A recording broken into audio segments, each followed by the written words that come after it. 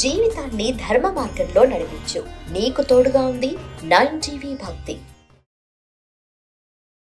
మాతృదేవోభవ. నేను మీ డాక్టర్ శ్రీధర్.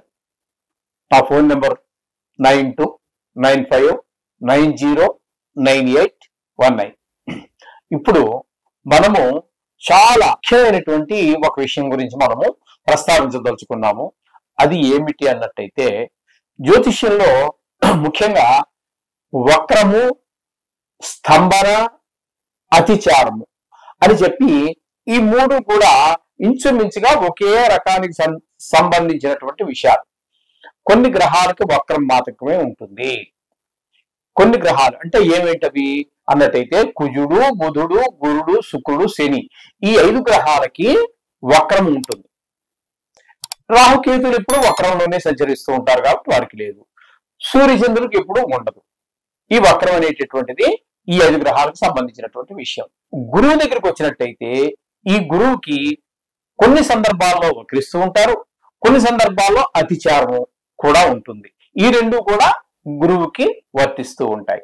ఈ గురు సంచారం వల్ల అంటే అతిచారం వల్ల ఏ ఏ గ్రహాలకి ఏ విధమైనటువంటి ఫలితాలు రాబోతున్నాయి, ఇవ్వబోతున్నారు అనేటటువంటి మీరు ఈ రాశుల మీద గురువు యొక్క సంచారం, అతిచారం మీద మీకు ఉన్నటువంటి ఆకాంక్ష, తెలుసుకోవాలనేటువంటి ఆకాంక్ష ఏదైతే ఉందో ఇప్పుడు దాని గురించి జాగ్రత్తగా విన్నట్టయితే మీకు మంచి ఫలితాలన్నీ.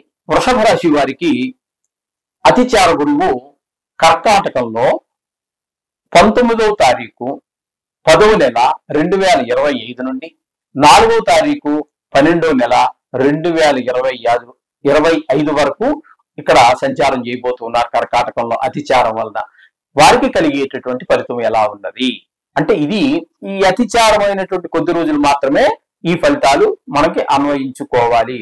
49 రోజులు మాత్రమే ఉంటారు ఆయన. ఈ 49 రోజులకు మాత్రమే ఇప్పుడు మనం చెప్పుకునే ఫలితాలు.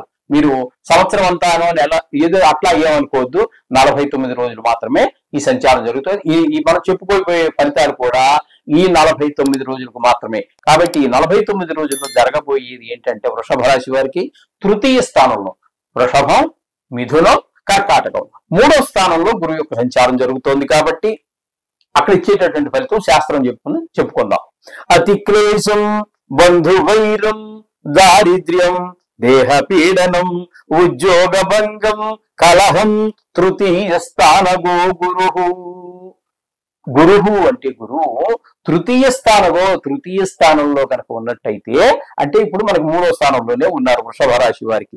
అక్కడ జరిగేటటువంటిది అంటే అతి క్లేశం, చాలా కష్టం, చాలా మనోవిచారం కలగటం.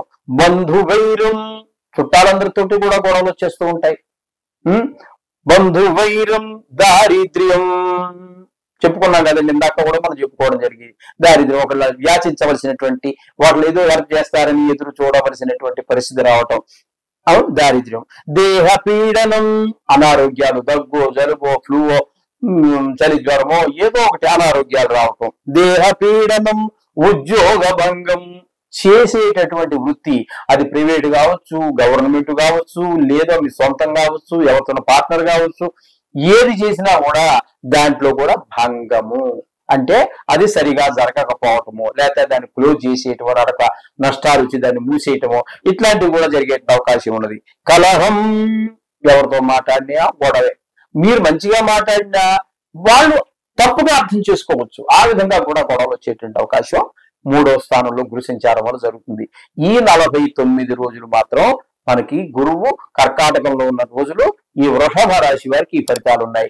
కాబట్టి ప్రతిరోజు కూడా నవగ్రహ జపం చేసుకోండి. లేదా గురువు ప్రత్యేకించి మీకు అంత టైం కూడా లేదు అన్నట్టయితే ఈ గురువుకి సంబంధించినటువంటి శ్లోకం కానీ, బీజాక్షరం కానీ ఏదైనా చేసుకోండి. ఈ 49 రోజుల్లో వచ్చేటటువంటి గురువారాలు ఉంటాయి కదండి, నవగ్రహం దగ్గరికి మీకు వీలుంటే నవగ్రహాలు ఉన్నటువంటి గుడి దగ్గరికి వెళ్ళి ఆ గురువు యొక్క పాదాల దగ్గర ఈ మాత్రం శనగలు వేసి నమస్కారం చేసుకోండి. 49 రోజులు అయిపోయిన తర్వాత 1.25 కేజీ శనగలు ఏదో మీరు తోచిన దక్షిణ ఇచ్చి ఆ గుళ్ళో పంతులు గారికి దానం ఇచ్చేసి సంకల్పం చెప్పించుకొని దానం ఇచ్చేసేయండి. ఏమైనా కొన్ని మనకి కీడు జరిగే అవకాశాలు ఉన్నట్టయితే అవన్నీ తప్పుకుపోతాయి. వింటున్నారు కదండి. శుభం భూయాత్.